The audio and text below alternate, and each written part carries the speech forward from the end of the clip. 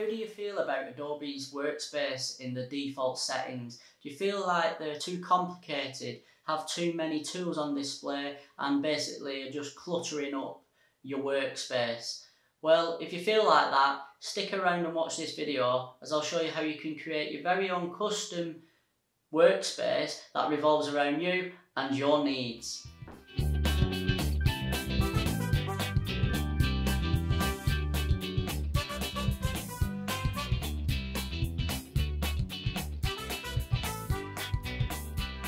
Hey guys, Chris James here, welcome back to another video. Now, for a long time I've been using the default workspaces within Adobe, and in particular Adobe Illustrator.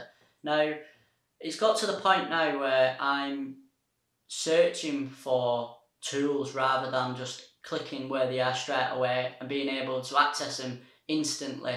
And I've been wanting to do a custom workspace for a long time, but just never got round to it, so I thought, now's the time to do it because I'm doing more work and I just feel like I'm spending too much time trying to find tools and colours and basically the tools I use most, and it's just not working for me.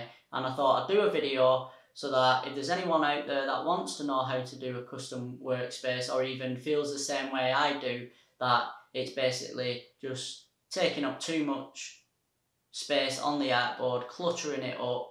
And what I found is that in basically Adobe as a whole, there's several ways to get to the same tool. So you'll have it on the toolbar, you can go into the menu and get it, and I feel like they're making the visual of it look overcomplicated, and I don't want that, and that's how I feel. So I want to declutter my workspace to only show tools that I'm going to use, that I want to focus on, so that it'll speed up my workflow and basically make it a lot easier for me to change designs and work a lot quicker. So I'm going to switch to the Mac now and we'll get started in creating this custom workspace.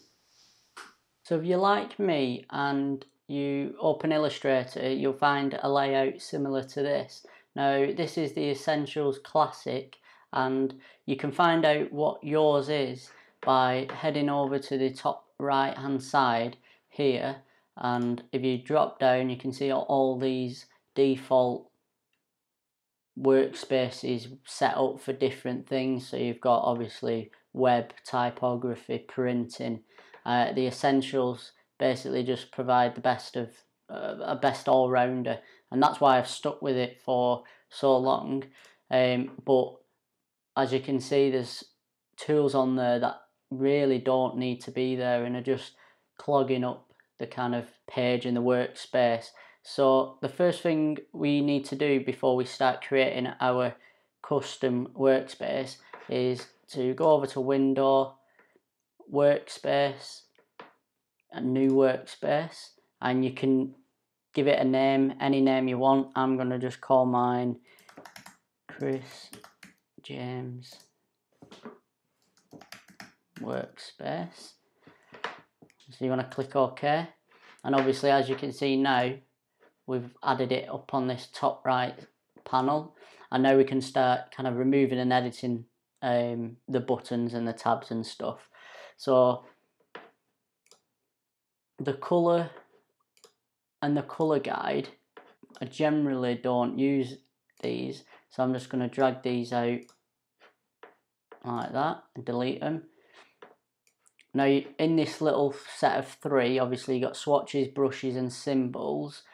The brushes I don't really use, so I'll get rid of them. And same with the symbols. To be fair, I don't think I know anyone really that uses the symbols, so again that'll go, and that'll just leave the swatches. Now one thing with colours and things like that is I work with Pantone Plus Solid Coated, so I'll add that. You can do that by clicking the swatches, coming down to here, colour books, Pantone Solid Coated, and then it'll bring it up. So obviously this is what I'll use most of the time, and that's why I want it. If you can't find it there, you can go to Window, down to the bottom, Swatch Libraries, and then you'll find it there as well, Colour Books. So I'm just going to add this into here because I want it to be quite big, so I can just scroll through the colours as I want. And obviously you can make them bigger if you want to get a better view. I'll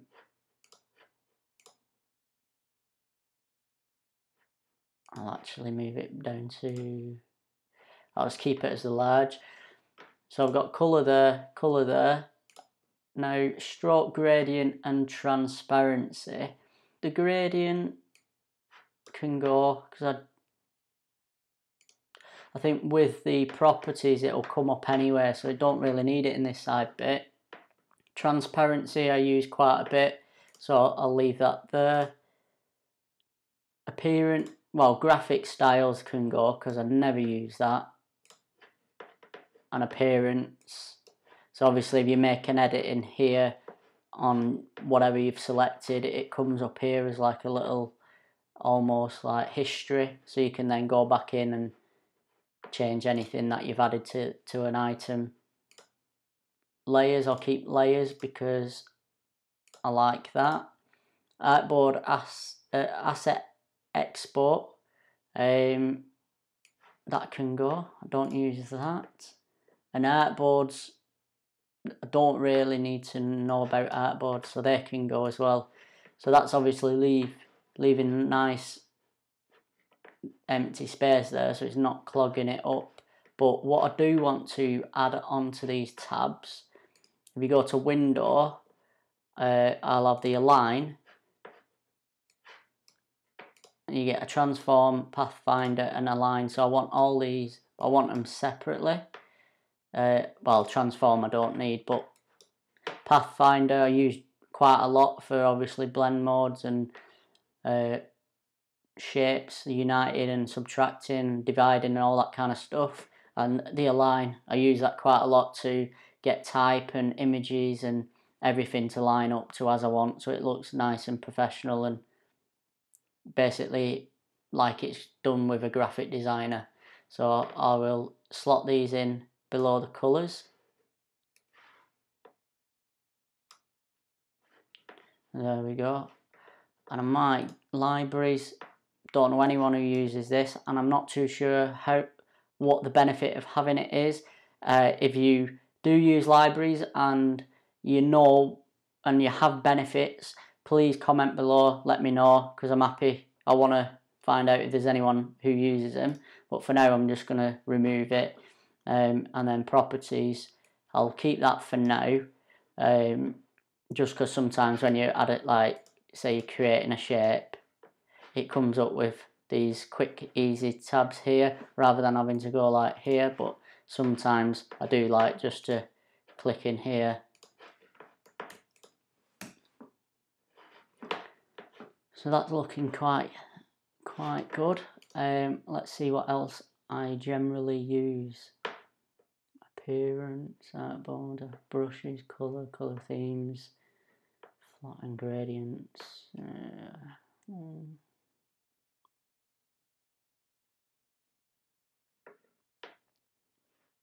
So to be fair, I think that's it for that side. There's not really a great deal else that I would use from the panels over there, because a lot are on this top bar, and you can obviously dock it at the top, the bottom, and obviously these are what everything else what will show up on the top depending on what you've got selected. So I've had them all selected just so that when I do add any shapes, create any type, I get as much info at the top as possible. So that's pretty much done. Now with this sidebar, you can obviously condense it to a basic view and it'll just give you the basic tools. And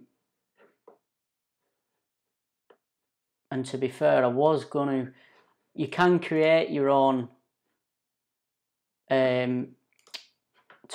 So you click new toolbar, give it a name,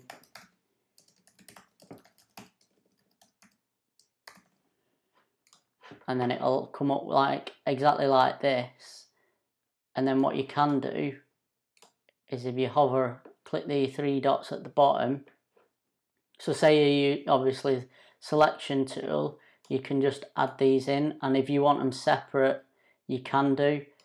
So if I do that, so you can have them separate if you want, or you can do it so that they under each other like normally, and then obviously group selection. So I'll keep all them together.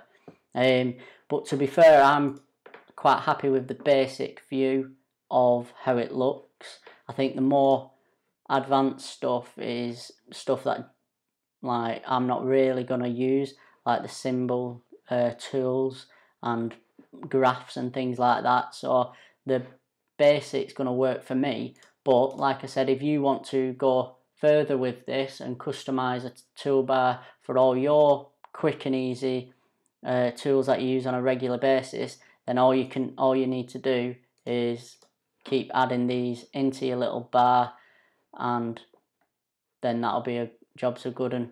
And so I'll just show you. So pen,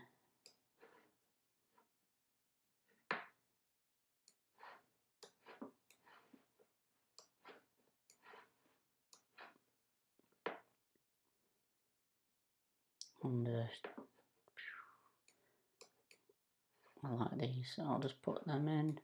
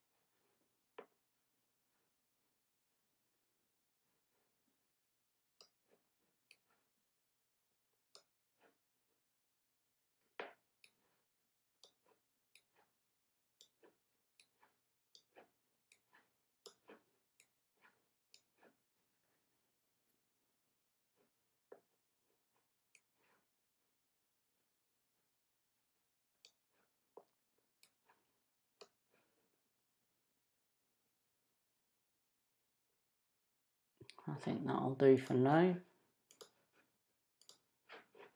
And then I will just move this out of the way, exit this one, put this into the side, and there you go. So that's the custom toolbar. If you did want to go back to the others, you can obviously just click any of these. I'll just delete that, okay. So you get no toolbar, window, oh there we go, toolbars, sorry.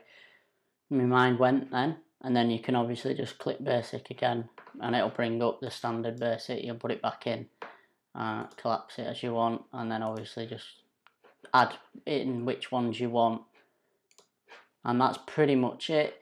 So then now every time you go and open Illustrator, you can have your workspace laid out exactly like you want, so that you're not wasting time clicking in like into windows and going, oh what's that, no don't want that, want that one, and like it'll just speed up your workflow.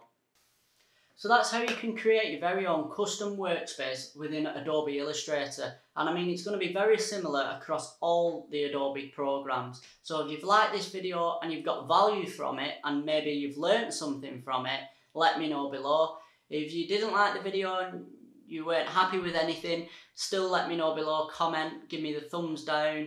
because I'm happy to take on any of your feedback, because I want to improve on the videos, improve on the content, basically just improve on the videos that I'm doing around graphics and the creative industry. So I'm going to leave it there. Tune in for the next one, and I'll see you.